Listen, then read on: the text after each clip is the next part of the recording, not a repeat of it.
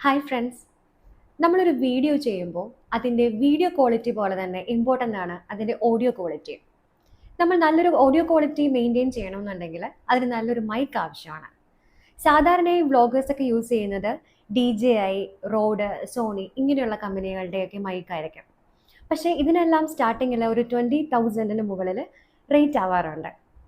As A beginner എന്ന രീതിയിൽ നമ്മൾ ചിന്തിക്കുമ്പോൾ 20,000 രൂപ മുടക്കി നമ്മൾ അങ്ങനെ ഒരു മൈക്ക് വാങ്ങണോ എന്നുള്ളതൊരു കൺഫ്യൂഷൻ ആയിരിക്കും.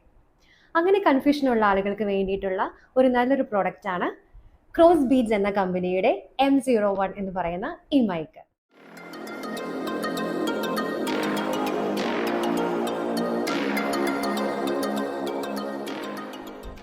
ഇനി നമുക്ക് ഈ ബോക്സ് ജസ്റ്റ് ഒന്ന് ഓപ്പൺ ചെയ്യാം. ഇതിൻ്റെ കൂടെ നമുക്കൊരു ചാർജിങ് കേബിൾ കിട്ടുന്നുണ്ട്. ഈ രണ്ട് പേർപ്പേഴ്സ് നമുക്ക് തൽക്കാലം സൈഡിലേക്ക് മാറ്റി വയ്ക്കാം. ഇതാണ് നമ്മളുടെ മൈക്ക് വരുന്ന മെയിൻ കേസ് എന്ന് പറയുന്നത്. ജസ്റ്റ് നമുക്കിതൊന്ന് പീൽ ഓഫ് ചെയ്യാം. ഈ ബോക്സിൽ നമുക്ക് അതിൻ്റെ ബ്രാൻഡിങ് നെയിം കാണാം. കൂടാതെ അതിന് തൊട്ട് താഴെയായിട്ട് അതിൻ്റെ ചാർജിങ് ഇൻഡിക്കേറ്ററും കൂടെ കാണാൻ പറ്റും. ഇനി കേസിലേക്ക് വരുമ്പോൾ 2 ട്രാൻസ്മിറ്റേഴ്സും 2 ടൈപ്പ് റിസീവേഴ്സും ആണുള്ളത്. ഇതാണ് ലൈറ്റനിങ് ടൈപ്പ് കണക്ടർ എന്ന് പറയുന്നത്. ഇനി ഇതിൻ്റെ കൂടെ തന്നെ നമുക്കൊരു സി ടൈപ്പ് കണക്ടറും കൂടെ കിട്ടുന്നുണ്ട്. അതുകൊണ്ട് നമുക്ക് ഏത് ഫോണിൽ വേണമെങ്കിലും ഇത് ഈസി ആയിട്ട് യൂസ് ചെയ്യാൻ കഴിയും.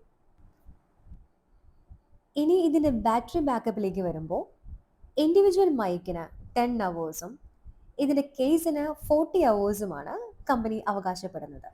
ഇനി ഈ ട്രാൻസ്മിറ്ററിലേക്ക് വരുമ്പോൾ 2 ഫിസിക്കൽ ബട്ടൺസ് ആണ് കമ്പനി കൊടുത്തിരിക്കുന്നത്. അതിൽ ഒന്നാമത്തേത് ഓൺ ഓഫ് ബട്ടണും രണ്ടാമത്തേത് നോയിസ് ക്യാൻസലേഷനുള്ള ബട്ടണുമാണ്. ഇതിൽ 360 ഡിഗ്രി ക്യാപ്ചർ ചെയ്യുന്നതിന് വേണ്ടിയിട്ട് 4 മൈക്കുകളാണ് കമ്പനി പ്രൊവൈഡ് ചെയ്തിരിക്കുന്നത്. ഇതിൻ്റെ സൈസ് എന്ന് പറയുന്നത് ഇത്രയേ ഉള്ളൂ. മാത്രമല്ല ഇതൊരു ക്ലിപ്പ് ടൈപ്പ് ആയതുകൊണ്ട് തന്നെ നമുക്ക് ഈസി ആയിട്ട് നമ്മുടെ ഡ്രസ്സിൽ അറ്റാച്ച് ചെയ്യാനും കൂടെ കഴിയും. മാത്രമല്ല ഇതിൻ്റെ ട്രാൻസ്മിഷൻ റേഞ്ച് എന്ന് പറയുന്നത് 120 മീറ്റർ ആണ്. അതുകൊണ്ട് ട്രാവൽ വ്ളോഗേഴ്സിനൊക്കെ ഇത് യൂസ്ഫുൾ ആയിട്ട് ഉപയോഗിക്കാൻ പറ്റും. എനിക്കിതിൽ ഏറ്റവും ഇൻട്രസ്റ്റിംഗ് ആയിട്ട് തോന്നിയത് ഇതിൻ്റെ പ്രൈസിങ് തന്നെയാണ്.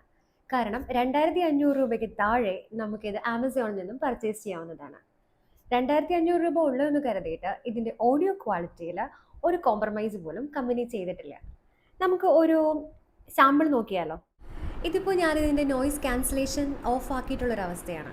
ഇപ്പോൾ ഫാനിൻ്റെ കാറ്റ് അങ്ങനെയുള്ള കാര്യങ്ങളൊക്കെ അതിൻ്റെ സൗണ്ട് വ്യക്തമായിട്ട് കേൾക്കാൻ പറ്റും. ഇനി ഇതിൻ്റെ നോയിസ് ക്യാൻസലേഷൻ നമുക്കൊന്ന് ഓൺ ആക്കിയിട്ട് നോക്കിയാലോ. ഇപ്പോൾ ഞാനിതിൻ്റെ നോയിസ് ക്യാൻസലേഷൻ ഓൺ ആക്കിയിരിക്കുകയാണ്.